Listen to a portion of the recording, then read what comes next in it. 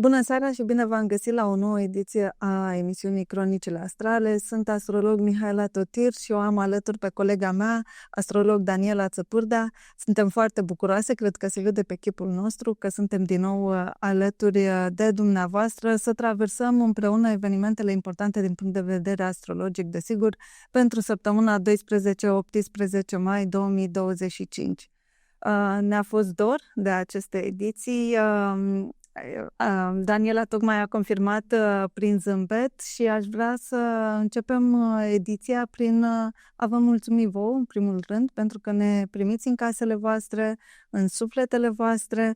Vreau să vă mulțumim pentru comentarii, pentru distribuiri, pentru întrebări, mai ales am observat că lumea este foarte activă pe YouTube, adresează întrebări și mai ales vă încurajez să lăsați acolo data, ora și localitatea nașterii, dacă nu vă știți ascendentul, luna sau alte planete importante unde sunt poziționate, nouă ne face plăcere să răspundem. Ziceam că vorbim despre săptămâna 12-18 mai și poate resimțiți și colegele noastre au tot povestit despre aspectele care s-au întâmplat și am avut și o cruce fixă care ne-a perturbat puțin confortul vieții de zi cu zi. O să trec acum prin a enumera aspectele importante ale săptămânii viitoare și fără doar și poate aspectul cel mai important al săptămânii care se formează în data de 12 mai, chiar la 19:56, adică seara, este între soarele din Taur și luna din Scorpion. Începem așadar săptămâna cu un moment intens de lună plină, intens în primul rând pentru că luna se află în Scorpion și în al doilea rând pentru că lângă soare, adică chiar în opoziție cu luna, se află domnul Uranus, cum îmi place mie să-l alint, prezența lui într-un aspect astral fiind aducătoare de surprize. Desigur că mai sunt și alte aspecte importante, la fel de importante și avem chiar și aspecte benefice și armonioase. Cel mai important dintre ele din acest punct de vedere este trigonul care se formează între Marte în Leu și Venus în Berbec. Este un trigon armonios, reflectă o energie pasională, entuziastă și directă în exprimarea sentimentelor și dorințelor. Marte în Leu aduce curaj, aduce mândrie, aduce o dorință de a cuceri cu stil, în timp ce Venus în Berbec iubește cu intensitate, spontaneitate și independență. Împreună, cele două planete creează un echilibru dinamic între atracția romantică și acțiunea hotărâtă, susținând inițiativele afective și exprimarea autentică a afecțiunii. Este un aspect care favorizează relațiile bazate pe o chimie puternică, pe o joacă seducătoare și respect reciproc al individualității. De asemenea, stimulează creativitatea și încrederea în sine în interacțiunile sociale și artistice. Acum avem și un aspect provocator, pentru că prea multă armonie strică după aceea. Așadar avem Mercur în Taur, care se află în quadratură cu Pluto din Vărsător și acest aspect de quadratură vine după această opoziție care a fost între Marte și Pluto și pe care cred că toată lumea a resimțit-o din plin. Mercur în quadratură cu Pluto acum aduc o tensiune profundă între gândirea practică stabilă și dorința de control sau transformare radicală a ideilor. Mercur în Taur gândește lent, dar temeinic, fiind atașat de convingerile sale, în timp ce Pluto în Vărsător provoacă revoluționarea tiparelor mentale și confruntarea cu adevăruri incomode. Această configurație poate genera obsesii mentale, tendința de a insista asupra unui punct de vedere sau dificultăți în a accepta opinii divergente. Totodată, oferă potențialul pentru o minte profund analitică, capabilă să pătrundă în esența lucrurilor, dar cu riscul rigidizării sau confruntărilor puternice cu autoritatea și ideologiile dominante. Este un aspect care cere flexibilitate și deschidere pentru transformarea interioară. Și spuneam, am amintit înainte opoziția dintre Pluto cu Marte, care a avut tot cam aceleași efecte. De fapt, atunci cred eu că s-au întâmplat niște explozii, niște crize și chiar vă rog dacă puteți să ne scrieți în comentarii cum a fost pentru voi. Un aspect tot important, numai aspecte importante avem săptămâna viitoare, de data asta pentru că implică destinul și vorbim despre conjuncția dintre nodul nord și Saturn, care împreună se pregătesc de o quadratură la Jupiter în Gemeni. Pentru Saturn este a treia quadratură pe care o face cu Jupiter. Vara și toamna lui 2024 au stat destul de mult sub umbrela acestui aspect. Aspectul este încă unul larg, să spunem, este la diferență de 5 grade, dar am vrut să-l amintesc pentru că pe măsură ce se scurg zilele, acest aspect se strânge, iar noi îi vom simți din ce în ce mai mult intensitatea. O să fie despre cutremure, suntem obișnuiți cu ele de anul trecut. Partea bună este că de data aceasta se întâmplă ultimele cutremure, sunt ultimele replici și înțelegem și noi în sfârșit despre ce a fost vorba anul trecut. Și o să mai amintesc luna, care se plimbă prin Scorpion. Am spus că începem săptămâna cu luna în Scorpion, urmând ca pe 18 mai, până pe 18 mai să tranziteze și zodiile Săgetător, Capricorn, iar duminică parcurge chiar și primele 8 grade din Vărsător. Și acum o să-i dau cuvântul colegei mele, Daniela, care o să ne povestească despre luna plină în Scorpion de la începutul săptămânii și o să vedeți că ea are un fir narrativ foarte frumos și semnificativ de altfel. Daniela, te rog. Mulțumesc. Fenomenul de lună plină în Scorpion are ascendentul tot în Scorpion la 16 grade și 23 de minute. Gradul sabian al acestui loc din astrogramă vorbește despre o femeie plină de propriul ei spirit, care este tatăl propriului ei copil. Mi se atrage atenția că avem de găsit sensul lumii, ascultând vocea sufletului care dorește să trăiască în libertate, cu bucuria de a crea lucruri noi pentru a putea da naștere idealului. A sosit momentul să examinăm viziunea pe care o avem asupra vieții pentru a conștientiza dacă trăim cu adevărat în autenticitate și împuterniciți sau ne-am dat mereu puterea în exteriorul nostru. Ar fi cazul să ne întrebăm dacă avem tendința de a da vina pe altcineva, considerându-ne victimele societății sau ale autorității impuse de factori externi, ori de câte ori ne-am dat seama că aspectele din viața noastră nu se materializează după cum ne-am dorit, că ceea ce a fost creat în exterior nu este în concordanță cu ceea ce am considerat noi. Ne-am lăsat de cele mai multe ori manipulați prin frică, și acum simțim resentimente, frustrări și suntem nemulțumiți de ceea ce ni se întâmplă. Ne e foarte greu să ne asumăm că noi suntem răspunzători pentru alegerile pe care le-am făcut, cu toate că ne-am fi dorit să trăim într-o altă lume, una bazată pe dreptate, pe libertate, pe creativitate. E momentul să ne revizuim percepția asupra vieții, să vedem dacă principiile sunt cele care ne ghidează sau doar nevoile noastre primare au fost cele care au stat la baza tuturor deciziilor noastre. Este timpul să ne dăm seama că putem trăi mult mai simplu, că nu aveam nevoie de tot ceea ce am acumulat pentru a ne simți împliniți, de aceea e necesar să conștientizăm că pentru a ne simți liberi, avem nevoie de mult mai puțin și mai ales ar fi bine să facem în așa fel încât să depindem din ce în ce mai puțin de exterior, de autorități, să căutăm o cale de autosusținere. Momentul este oportun pentru a ne recăpăta autoritatea, puterea noastră și pentru a pune limite față de agresivitatea celor care consideră că au putere asupra noastră.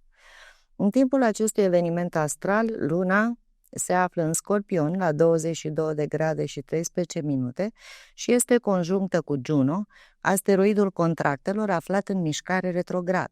În opoziție, de partea cealaltă, Soarele, situat la 22 de grade și 13 minute în Taur, se apropie din ce în ce mai mult de Uranus, domnul Uranus, așa cum îl numești tu, planeta șocurilor, a adevărului și a surprizelor neprevăzute, cu care va fi în conjuncție perfectă pe data de 17 mai. Guvernatorii acestei lunații, Marte și Pluto, au fost în dezacord, aflându-se în opoziție și reprezentând câte un punct din crucea formată pe semnele fixe. Această tensiune începe să scadă în intensitate după ce a scos din noi toate umbrele și ne-a forțat să vedem tot ceea ce am ținut ascuns în noi de foarte mult timp. Mai avem de eliberat, de aceea, în timpul lunii pline vor ieși la iveală multe sentimente de energie joasă, frică, teamă, traume adânc înrădăcinate sau pe care nu am avut curajul să le scoatem la suprafață pentru a le conștientiza și pentru a le vindeca. Se vor revela multe secrete despre legături amoroase legate de parteneriate, de contracte care nu aveau la bază autenticitatea și iubirea. Va fi testat acest tip de relații și vom observa cum cele toxice și bazate pe manipulare se vor destrăma. Va fi necesar să renunțăm la atașamentele materiale sau emoționale pentru că ne vom da seama că situația se poate schimba în orice moment, neașteptat, că nimic nu durează veșnic.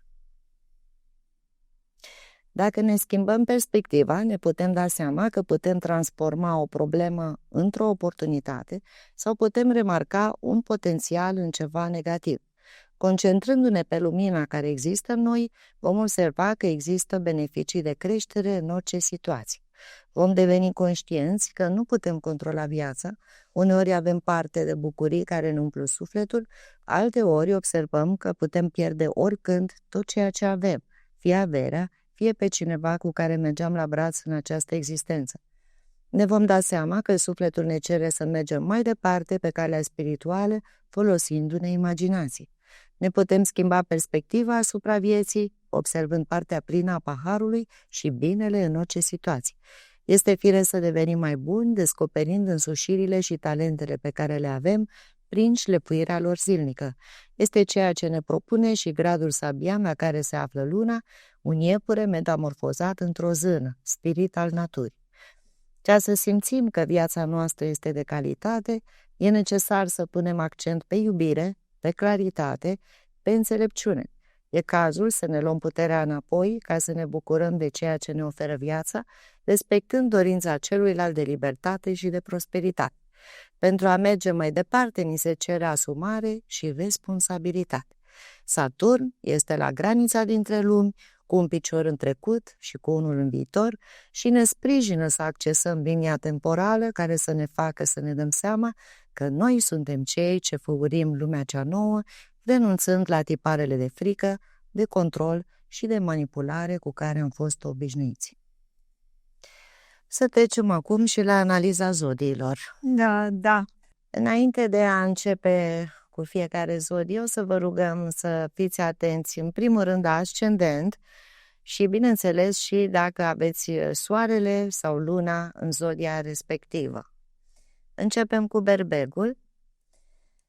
Marte se află în casa 5-a și formează un trigon cu Venus în casa 1. Observăm că avem această bucurie de a-l avea pe Venus pe ascendent, de aceea veți simți un boost de energie, veți avea curajul să vă căutați iubirea și să găsiți persoana cu care doriți să începeți o relație.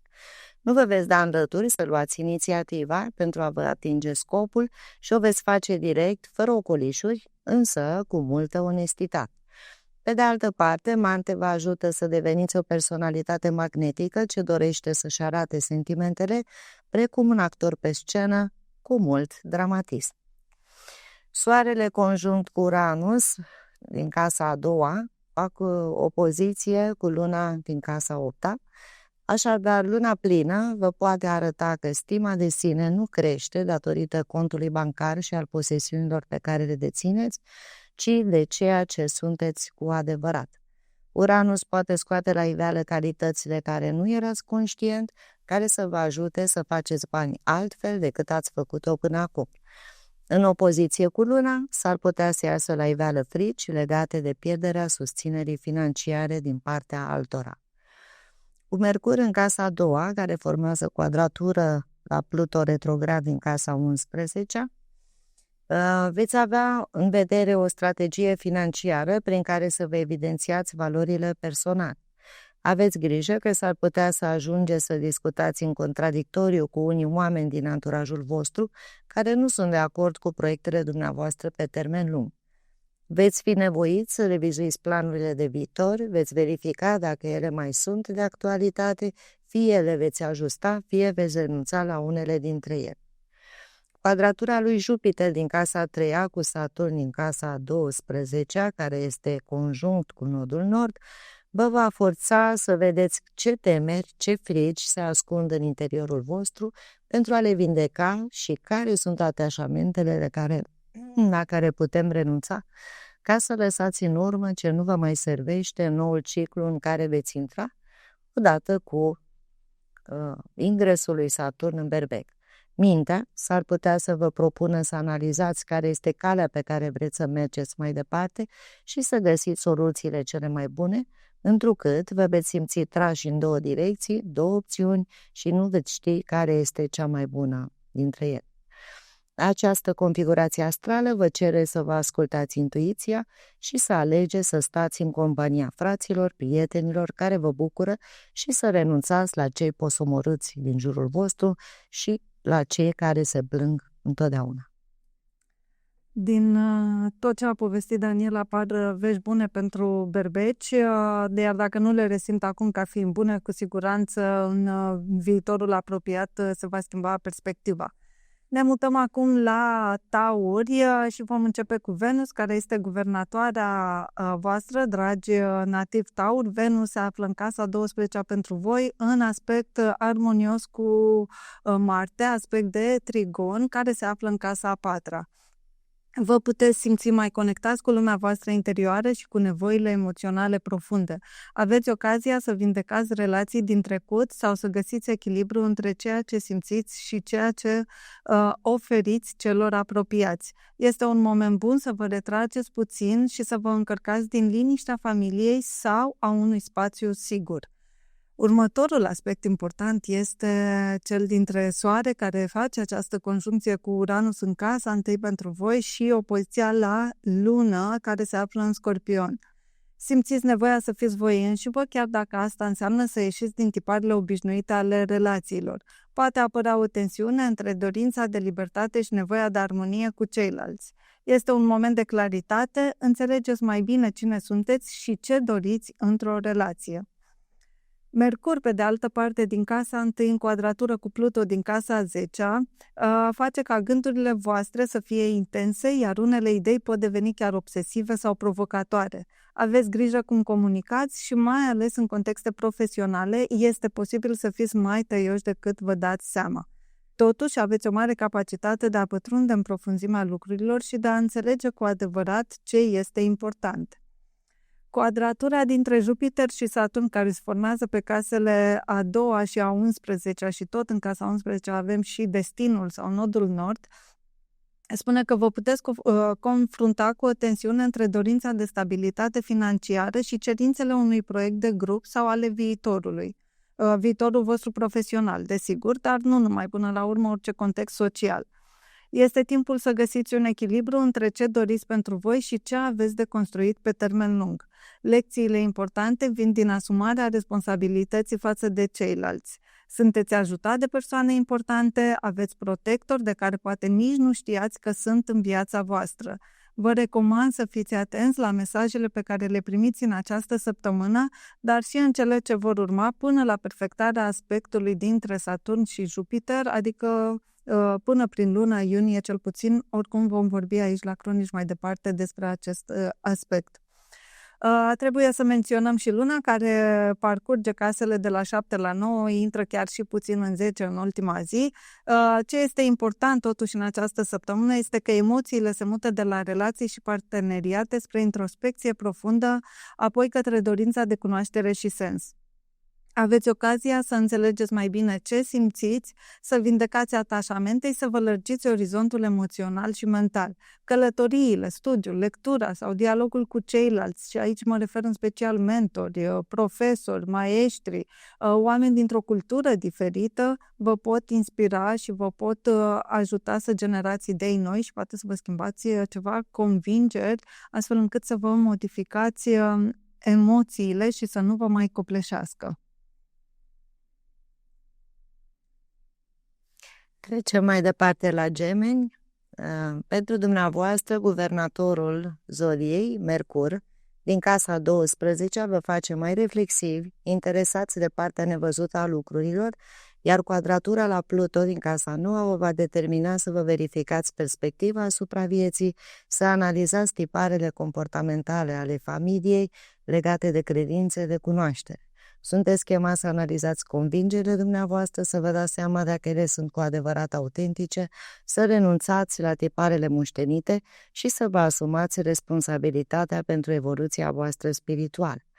Veți fi ghidați prin vise, prin semne, prin sincronicități, de aceea ar fi bine să fiți atenți la felul prin care Universul, Creatorul, Divinitatea, cum doriți dumneavoastră să numiți această forță care este mai presus de noi, prin care această forță, după cum spuneam, vă vorbește. Venus, din casa 11, va crește interesul pentru a vă întâlni cu grupul de prieteni sau de a aparține unui cerc exclusivist bazat pe preocupări comune. Trigonul cu Marte va da acel impuls de a vorbi, de a întreține discuții interesante despre aspectele de zi cu zi pe care le veți împărtăși cu cercul de prieteni. Fiți atenți să nu acaparați atenția și să le oferiți și celorlalți șansa de a vorbi, așadar străduiți-vă să și ascultați informațiile pe care le veți primi de la ceilalți. Dacă sunteți activi în online, s-ar putea să vă creșteți numărul de prieteni sau de urmăritori pe rețelele de socializare.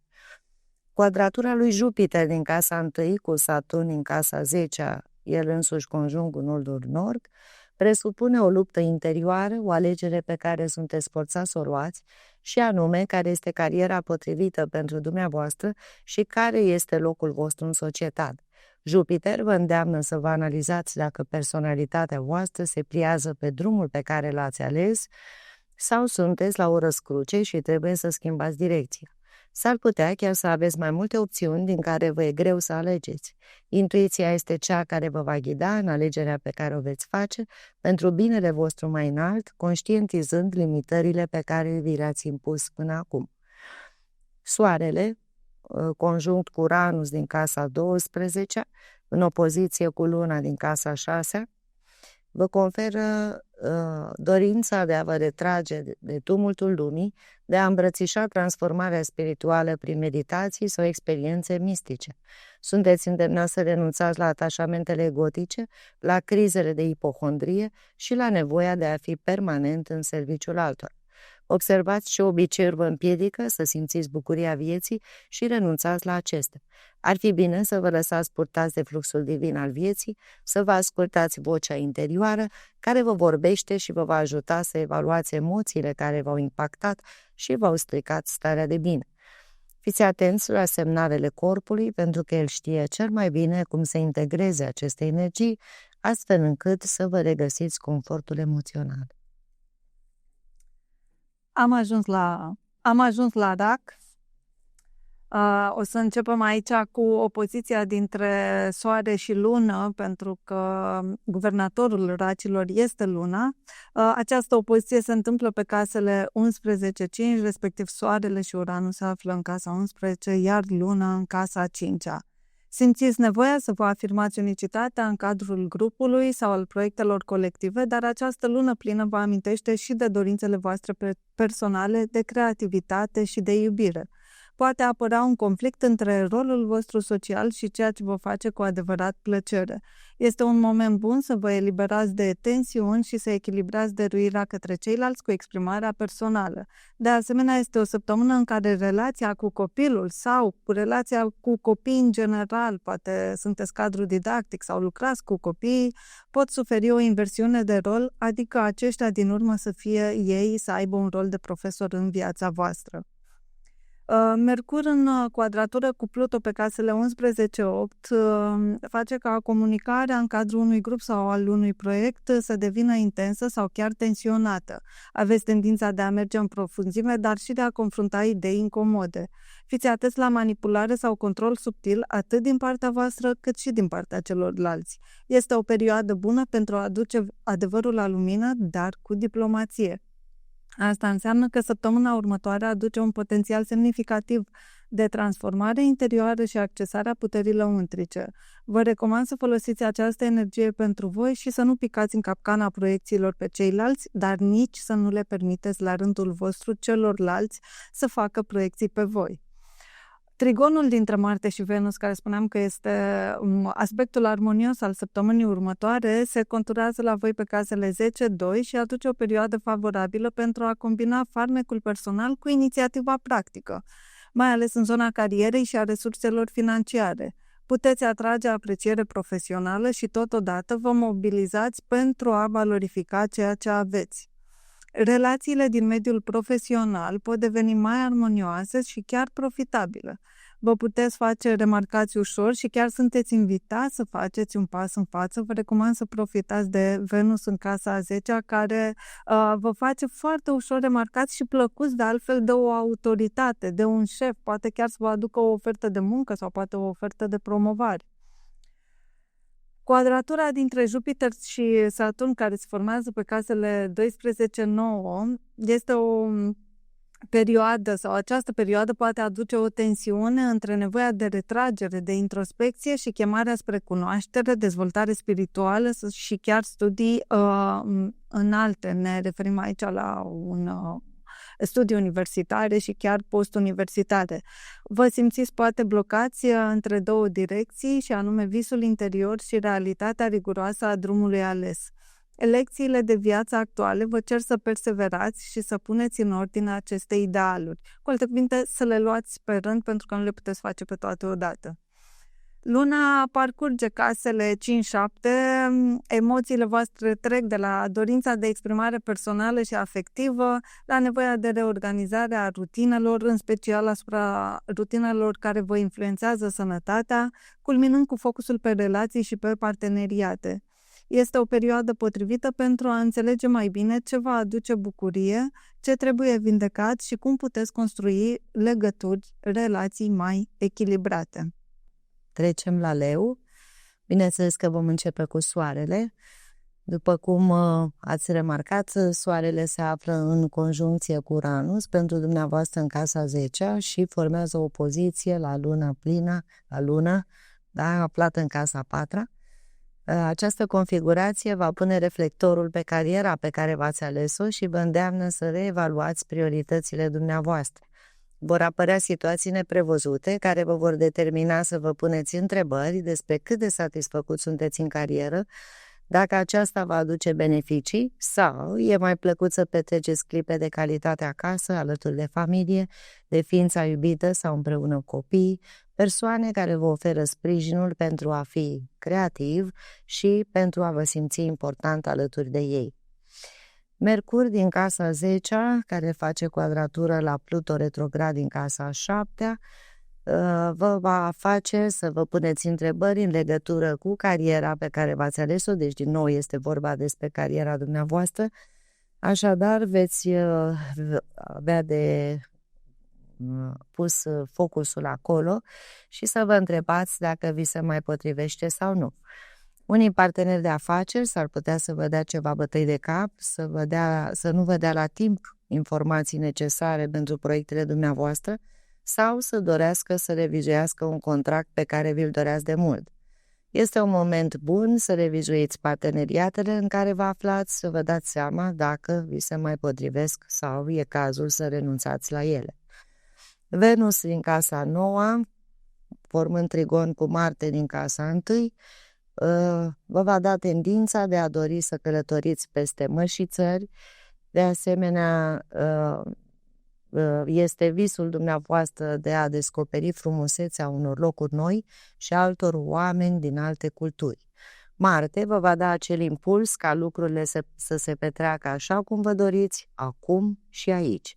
S-ar putea să deveniți interesați de felul cum arătați, de aceea veți dori să mergeți la sală pentru a îmbunătăți felul cum vă prezentați în fața lumii. Quadratura lui Jupiter din casa 11, la Saturn din casa 8-a, el însuși conjunct cu nodul nord, va pune accentul pe dorința dumneavoastră de transformare personală, punându-vă în situații în care oameni din anturajul vostru s-ar putea să vă dezamăgească sau veți fi nevoiți să schimbați anturajul prin pierderea unui prieten drag. Situațiile care vor apărea le veți transforma în oportunități de creștere care se vor concretiza pe diferite paliere ale vieții. Am remarcat până acum că nicio zodie nu este scutită de transformare, fiecare are bucățica lui de care se ocupe și pe care să o alchimizeze. Ne mutăm așadar la Fecioară, care este expertă în perfecționism, nu? Începem cu Mercur, care se află în casa 9 și formează această quadratură cu Pluto în casa 6. Gândirea voastră devine mai profundă și analitică, dar și predispusă la rigiditate sau conflicte interioare legate de muncă, de sănătate sau de convingeri personale.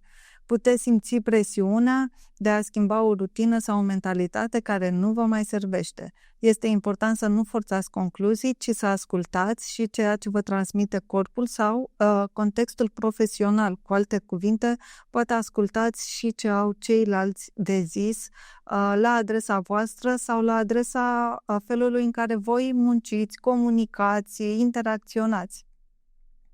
Soarele din casa 9, care formează această conjuncție cu Uranus în opoziție cu Luna din casa 3, această lună plină, de fapt, poate veni cu revelații bruște, cu schimbări neașteptate de perspectivă, cu decizii spontane legate de călătorii, de studii, credințe sau chiar față de viziunea de viață.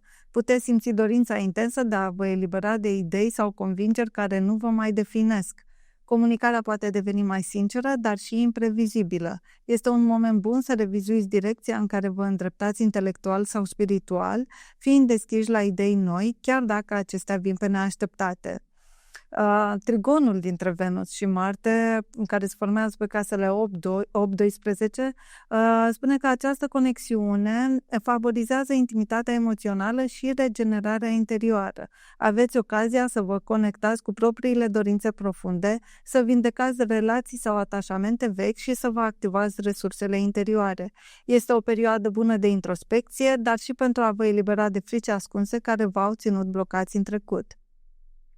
Quadratura despre care am vorbit foarte mult dintre Jupiter și Saturn pe casele 10-7, prezența destinului sau nodului nord în casa a 7-a conturează un conflict între aspirațiile profesionale și responsabilitățile față de parteneriate sau colaborări importante.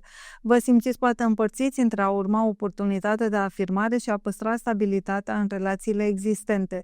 Este o săptămână în care se cer maturitate, răbdare și claritate în luarea unor decizii de viitor. Și aș vrea să fac o precizare pentru că am folosit de foarte mult acest cuvânt conflict interior.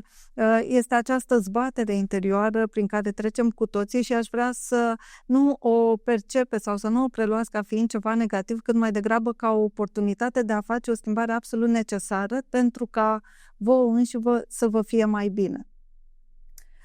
Mai este Luna, care parcurge casele 3-5 în această săptămână și pe măsură ce le tranzitează, emoțiile voastre se vor concentra inițial pe comunicare, apoi pe siguranța interioară, iar spre final pe exprimarea afectivă și creativă. Este un interval potrivit pentru a împărtăși ce simțiți, a vă reancora emoțional și a găsi bucurie în activitățile simple, dar care vă hrănesc sufletul. Trecem la balanță să vedem cât este ea de echilibrată săptămâna aceasta și bineînțeles că vom începe cu guvernătoarea zodiei dumneavoastră, cu Venus din casa 7 care face trigon cu Marte din casa 11. Acest aspect vă va face magnetici, persoanele de sex opus se vor simți atrase de voi și s-ar putea să se înfiri pe o poveste de iubire cu o persoană din grupul de prieteni pe care îl aveți sau unul dintre prieteni să vă prezinte pe cineva cu care să începeți o relație. Mercur din casa 8-a, prin quadratura la Pluto retrograd din casa 5-a, vă va face să vă puneți întrebări despre ceea ce vă aduce plăcere, bucurie și veți dori să știți ce vă face fericiți, ce vă împlinește cu adevărat. Veți trece printr-un proces de transformare care va viza modul în care iubiți și în care primiți iubire. Copilul interior este cel care dorește să iasă la suprafață și vă va aminti ce plăcut era când erați mici și vă simțeați liberi și zburdați fără să vă pese din lumea din jur. Această senzație vă va oferi șansa să vă deschideți spre lume, descoperind pasiuni pe care le aveți îngropate adânc. Soarele, conjunct cu Uranus din casa 8-a, care face o opoziție la luna din casa a doua, așadar luna plină, vă propune o transformare interioară, deci totul este despre transformare, după cum spunea și Mihaela. De aceea veți avea trăiri intense, întrucât nu mai agreați ceea ce este superficial, ci veți dori doar ceea ce este autentic. Această lună plină va scoate la lumină puterea pe care o aveți asupra celor apropiați sufletului vostru și vă veți da seama că aceasta nu este esențială, ci mai important este să petreceți timp de calitate cu cei dragi și veți dori să îi țineți în jurul dumneavoastră doar ca pretext pentru depănarea de amintiri sau pentru a împărtăși ceea ce este în sufletul vostru. Quadratura lui Jupiter din casa 9 la Saturn din casa 6 vă forțează să alegeți noi modalități de a lucra eficient, să fiți atenți la rutina zilnică și să vă dați seama că felul în care gândiți vă poate afecta sănătatea. Schimbarea obiceiurilor vă poate readuce bucuria de a trăi, de a călători sau chiar dorința de a relua unele studii necesare pentru evoluția dumneavoastră pe calea spre cunoaștere.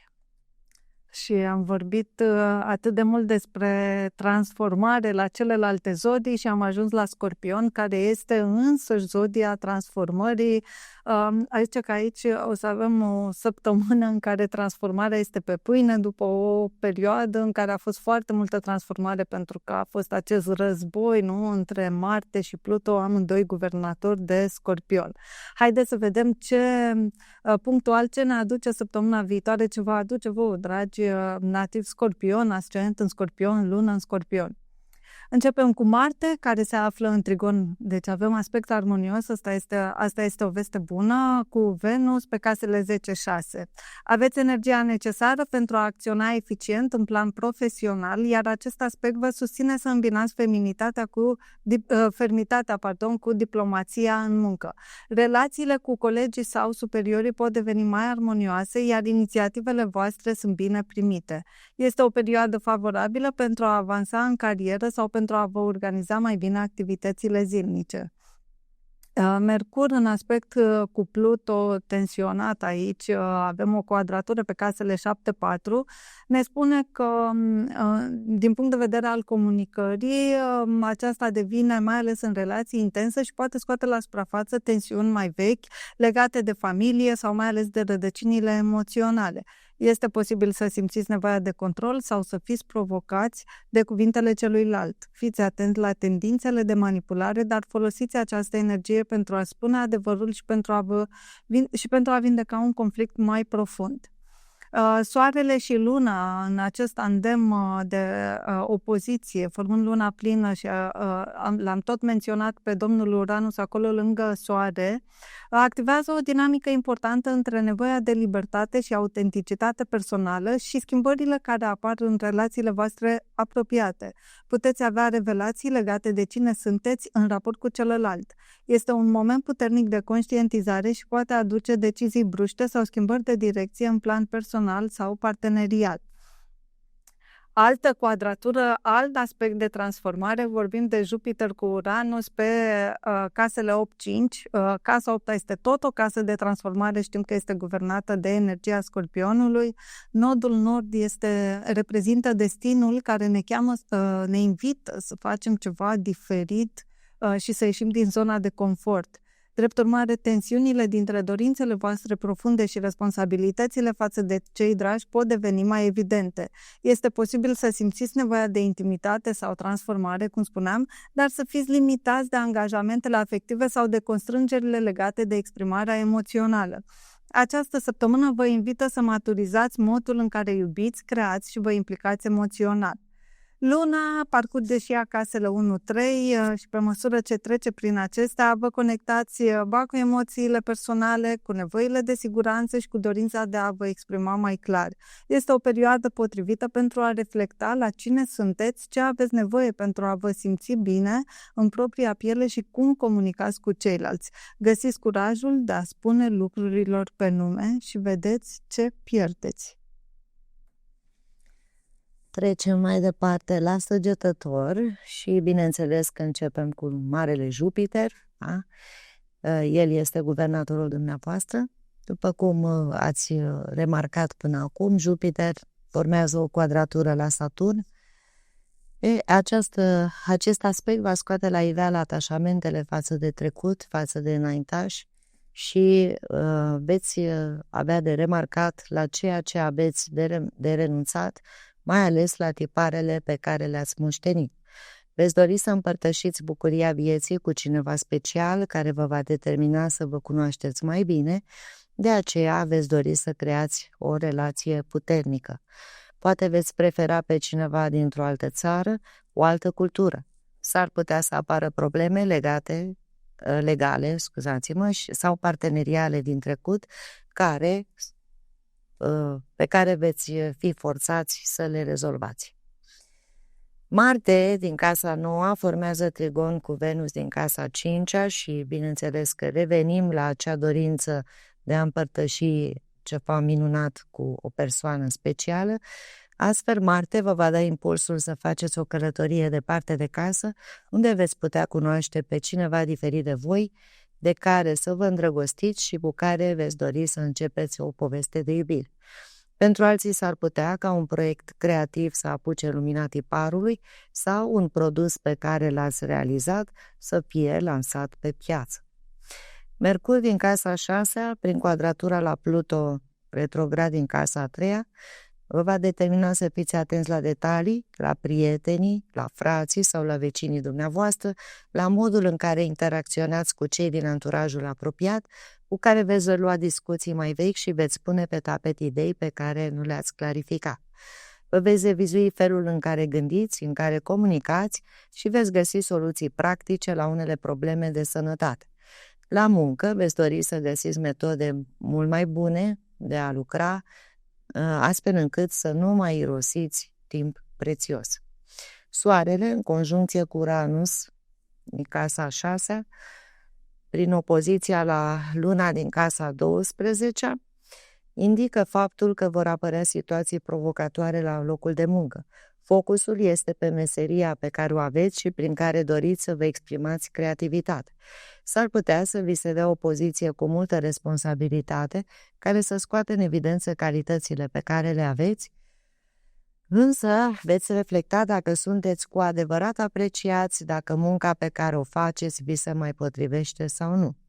Simțiți nevoia să reflectați, să vă izolați, pentru că nu vă simțiți în stare să împărtășiți celorlalți sentimentele prin care treceți, pentru că nu sunteți capabili să luați o decizie. Îngăduiți-vă ceva timp, nu vă grăbiți să luați această decizie pe care să o regretați mai târziu. Am ajuns la Capricorn, vom începe cu Saturn, care se află în quadratură cu Jupiter pe casele 3-6. Săptămâna va aduce provocări între ritmul zilnic și nevoia de structurare a gândirii și a comunicării. Puteți simți că vă este greu să țineți pasul cu toate sarcinile, mai ales dacă nu ați pus ordine în program sau dacă ordinea pe care o aveți nu este cea care va aduce progres. Lecțiile vin din claritatea mentală și din capacitatea de a vă exprima ideile într-un mod coerent și disciplinat, chiar și atunci când sunteți presați de timp sau aveți cerințe multe de la serviciu. Trigonul dintre Marte și Venus pe casele 8-4 spune că aveți energia necesară pentru a vă ocupa de chestiuni legate de familie, casă și siguranță emoțională. Relațiile apropiate se pot intensifica, iar dinamica din interiorul căminului devine mai pasională sau mai profundă. Este o perioadă bună pentru a rezolva probleme vechi, pentru a aduce armonie în spațiul personal și pentru a transforma relațiile afective într-un mod sincer și stabil. Quadratura în care este implicat Pluto și Pluto cu Mercur pe casele 2-5 ne spune că apar gânduri intense legate de exprimarea personală, creativitate și alte chestiuni afective, mai ales în raport cu valorile personale și resursele voastre. Este posibil să vă puneți întrebări despre cât de mult valorizați ideile sau cât de autentic vă exprimați în fața celorlalți. Aveți ocazia să transformați un blocaj creativ sau să conștientizați temeri legate de autovalorizare. Soarele, aflat în opoziție cu Luna, dar și în conjuncție cu Uranus, această lună plină creează o tensiune între nevoia de exprimare personală, iubire și plăcere, vorbim aici desigur de casa a 5-a, dar și cerințele unui grup sau al unui proiect colectiv și mă gândesc aici la, nu știu, poate sindicate, poate proiecte sociale, poate acțiuni de voluntariat pot fi cuprinse aici, oricum un proiect care să susțină în primul rând pe ceilalți. Puteți avea revelații despre modul în care vă implicați în comunitate în raport cu ceea ce vă aduce bucurie individuală. Este o perioadă bună pentru a vă elibera de așteptările celorlalți și a vă reconecta cu propriile pasiuni. Elementele surpriză nu lipsesc totuși de la masa discuțiilor. Mai este Luna, care parcurge casele 11 până la casa 1. Drept urmare, începe săptămâna cu atenție crescută asupra relațiilor sociale, a cercului de prieteni, a anturajului și a aspirațiilor de viitor, dar pe măsură ce Luna ajunge în casa 1, vă întoarceți la voi înșivă. Vă recăpătați energia, claritatea și direcția. Este un traseu emoțional de la exterior la interior, un timp bun pentru a vă repoziționa în funcție de ce simțiți cu adevărat. Trecem la Vărsător. Începem cu Saturn, care formează quadratură cu Jupiter pe casele 2-5 și această quadratură vorbește despre dorința de a trăi cu bucurie viața, de a scoate în evidență talentele personale, dar și despre limitările pe care vi le puneți, considerând fie că nu aveți suficienți bani, fie că nu sunteți suficient de talentați, poate chiar considerați că nu sunteți atât de buni pentru a iubi și pentru a fi iubit. Veți fi nevoiți să renunțați la nesiguranța cu care ați crescut, la stima de sine scăzută care v-a marcat copilăria și tinerețea, din cauza faptului că nu ați fost încurajați să vă arătați calitățile. Marte, în trigon cu Venus pe casele 7-3, vă va forța să cunoașteți pe cineva, îndeamnă să cunoașteți pe cineva din cercul apropiat de prieteni cu care să începeți o relație de lungă durată.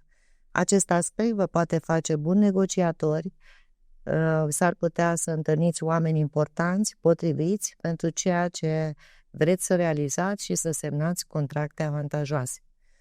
Mercur din casa 4-a, prin quadratura la Pluto retrograd din casa 1, vă va îndemna să vă retrageți în interior, să vă întrebați cine sunteți și spre ce vreți să vă îndreptați.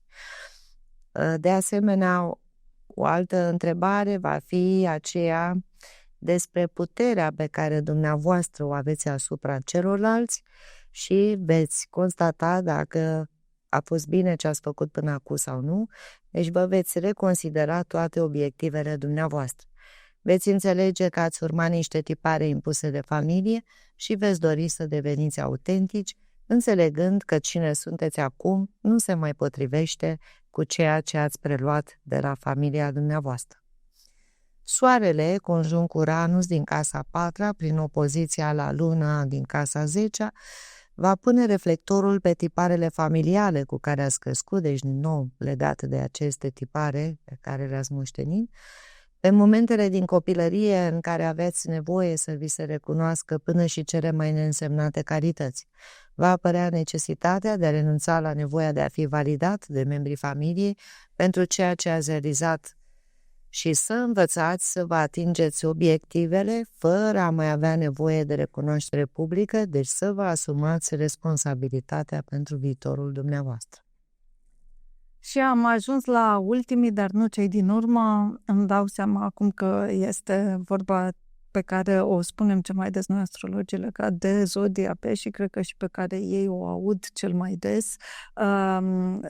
Până acum Peștii au făcut diverse comentarii că lor li se alocă mai puțin timp, având în vedere că sunt ultima zodie, așa că de data aceasta, dragi Pești, vă asigurăm că veți primi timpul echitabil, exact cum a fost și pentru celelalte zodii. Vom începe cu quadratura Jupiter-Saturn pe casele 4-1 de data aceasta. Saturn se află în casa 1, acolo unde se află și destinul, nodul nord. Săptămâna vă provoacă să echilibrați nevoia de siguranță emoțională și confort interior cu procesul de maturizare personală și responsabilitate. Poate fi dificil să vă mai ascundeți în spatele trecutului sau al obiceiurilor vechi. Vă este cerut să vă asumați cine sunteți și să acționați cu răbdare și claritate în direcția propriei dezvoltări. Trigonul dintre Marte și Venus, care se formează pe casele 6-2, spune că aveți energie și motivație să munciți pentru ceea ce contează cu adevărat și să vă consolidați stabilitatea financiară. Relațiile profesionale se pot îmbunătăți, iar efortul depus până acum vă poate aduce rezultate vizibile. Este o perioadă bună pentru a vă valorifica resursele, atât interioare cât și cele materiale, prin acțiuni concrete și bine organizate. Quadratura dintre Mercur și Pluto, care se formează pe casele 3-12, ne spune că gândurile voastre pot fi mai apăsătoare și direcționate către aspecte inconștiente și profunde, iar comunicarea poate scoate la lumină adevăruri incomode. Fiți atenți la tendința de a exprima ceea ce simțiți sau de a vă sabota prin autocritică. Este un moment bun pentru a aduce claritate în zonele de confuzie și pentru a transforma fricile în înțelepciune. Soarele aflat în conjuncție cu Uranus și în opoziție cu Luna, deci Luna nouă care se formează pe casele 3-9, aduce o tensiune între ceea ce gândiți și ceea ce credeți la un nivel mult mai profund. Puteți avea revelații legate de sensul personal, de drumul vostru intelectual sau spiritual. Este un moment ideal pentru a vă elibera de idei fixe și pentru a îmbrățișa o viziune mai largă asupra vieții, chiar dacă vine printr-o surpriză sau un mesaj neașteptat. Și de altfel voi sunteți guvernați în mod tradițional de Jupiter, care întotdeauna aduce o expansiune și ca să revin puțin la aspectul important pentru voi în această săptămână, această quadratură între Jupiter și Saturn, clar vă provoacă să vă depășiți limitele și să vă expansionați. Mai este luna de menționat, pe casele 9-11 își va desfășura ea traseul săptămâna viitoare. Pe parcursul acestei săptămâni, emoțiile voastre se mută de la nevoia de sens și de înțelegere, de înțelegerea sensului vieții mai degrabă, trece apoi prin zona carierei și a vizibilității publice, apoi se îndreaptă către relațiile sociale și aspirațiile pentru viitor. Este un traseu emoțional de deschidere în care puteți face pași importanți spre o direcție mai clară și conectată cu idealurile voastre. Noi am zis ce am avut de spus despre săptămâna 12-18 mai. Daniela, a fost o plăcere, a fost o bucurie, dacă vrei. Acest lucru am simțit și eu și voiam și eu să le mulțumesc tuturor că ne-au primit în casele dumnealor și să vă reamintim că așteptăm să ne scrieți pe YouTube, dacă nu cunoașteți ascendentul, să ne dați data nașterii și localitatea în care v-ați născut și dacă aveți alte întrebări, vă așteptăm cu drag să fim și noi utili să vă răspundem cât mai repede. Vă mulțumim încă o dată și o seară plăcută tuturor! Mulțumim, numai bine!